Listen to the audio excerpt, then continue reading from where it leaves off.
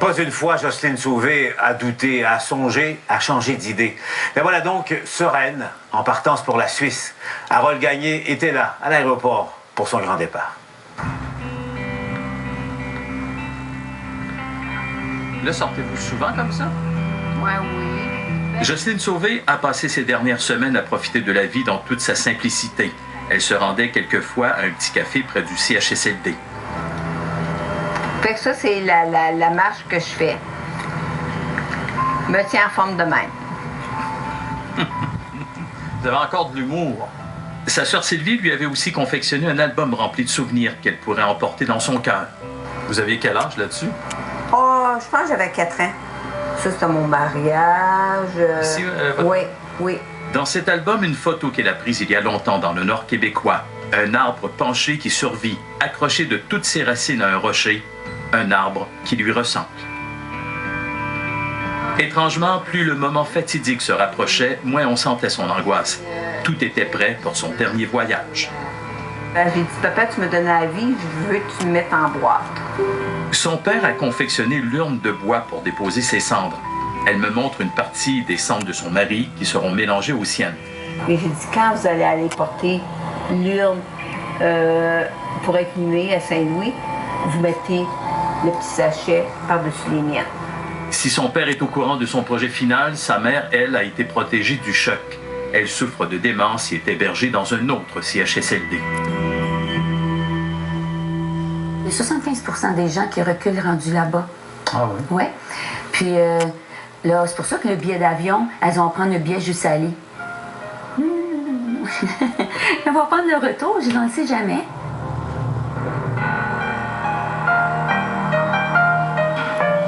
« 5 septembre dernier, aéroport international Pierre-Éliott Trudeau. Le jour du départ est arrivé. Pour son voyage en Suisse, Jocelyne Sauvé est accompagnée de son fils Pierre-Olivier et de sa sœur Sylvie. Mettons que je me suis couché tard. Je suis pas capable de dormir. Avant de partir, elle a de bons mots pour les politiciens et le ministre Gaétan Barrette qui ont fait adopter la loi sur l'aide médicale à mourir au Québec, même si cette loi n'est pas pour elle. Monsieur Barrette, je peux dire que pour une fois, il n'y a pas tort. Dans quel sens? Dans le sens qu'il trouve ça misérable qu'on ne laisse pas le loisir aux gens de décider de leur vie et de leur fin de vie. Je ne rentre pas dans les conditions. Je ne suis pas éligible. J'ai beaucoup de peine de laisser ceux que j'aime. Je dis tout le temps la même chose. Mettez-vous dans la chaise. Commencez par une journée. Je vous mets au défi de faire 2 jours. Je pense qu'il y a une ouverture qui est amorcée. Il faut juste continuer. De dire que c'est pas drôle de prendre l'avion pour aller trouver la paix. J'ai toujours le même discours. Ouais.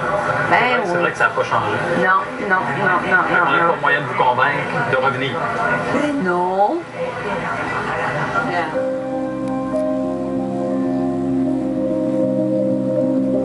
Merci. Bonne vie. Bonne vie. Merci pour ce que vous avez fait.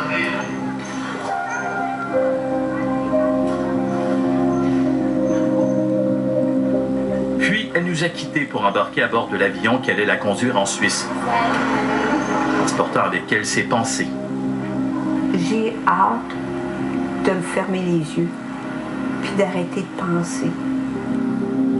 Depuis notre première rencontre, elle nous avait dit qu'elle ne voulait pas qu'on l'accompagne à Zurich. Elle réservait ses dernières heures à sa sœur, à son fils aîné. On avait déjà parlé beaucoup de la situation auparavant, fait qu'une fois qu'on était rendu là-bas, on a juste profité de l'instant présent, puis c'est mon premier voyage avec ma mère sur un autre continent, on prenait l'avion ensemble. On a commencé le voyage avec un champagne, puis un bon goûter, fait que tout s'est bien passé dès le départ. Puis même ma mère, à un certain point, elle me regardait, puis elle était PO, je me sens en vacances, tu sais. Déjà dans la 2e journée, il y avait le médecin qui venait la rencontrer dans la chambre. Puis nous, on devait quitter. Puis ils lui ont demandé s'il y avait quelqu'un qui la forçait à faire ça, si c'était de son propre chef. Puis elle a dit oui, c'est vraiment moi. Là. Ça fait plusieurs années qu'elle y pensait. On a pris un café, puis on a regardé le jardin extérieur. Il y avait un bois à l'oasis avec une belle végétation, tout ça, c'était vraiment bien. Puis à 45 minutes après elle est arrivée, on est rentré à l'intérieur, puis c'était le moment qu'elle attendait depuis très longtemps. Elle a pris son premier drink, on a continué à parler. Ça a pris un bon 6 minutes là, avant que tout fasse effet. Puis elle avait sa musique, fait qu'elle est partie très détendue. Très détendue. Elle est morte le 9 septembre. Il était 13h25 au Québec. Elle écoutait de la musique enregistrée par son mari avant sa mort, mais aussi le corridor d'harmonium, un air qui la calmait. Moi je brûle la tête aux pieds, mon corps veux-tu me laisser?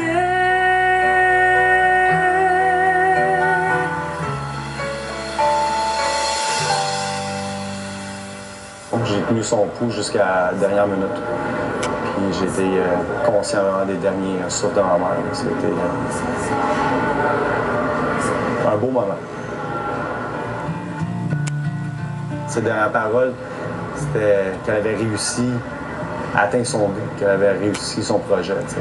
Les cendres de Jocelyne Sauvé ont été envoyées par avion un mois plus tard pour respecter toutes les procédures des douanes. Après une cérémonie pour la saluer une dernière fois, elle a été enterrée au cimetière Saint-Louis de Gonzague, près de Valleyfield, où sa vie avait commencé 58 ans auparavant.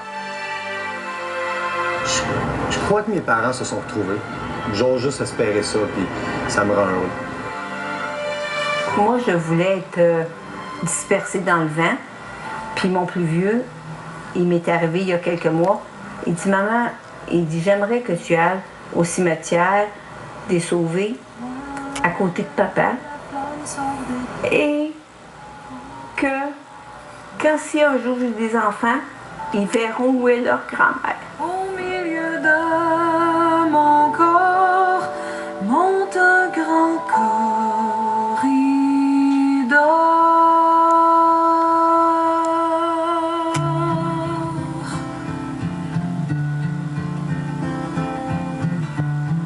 Harold, que c'est touchant.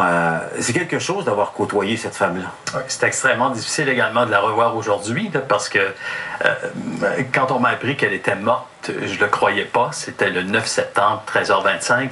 Et évidemment, ce qu'elle voulait, au début, elle ne voulait pas paraître à la télévision, mais elle s'est dit, il faut que je donne un message aux gens.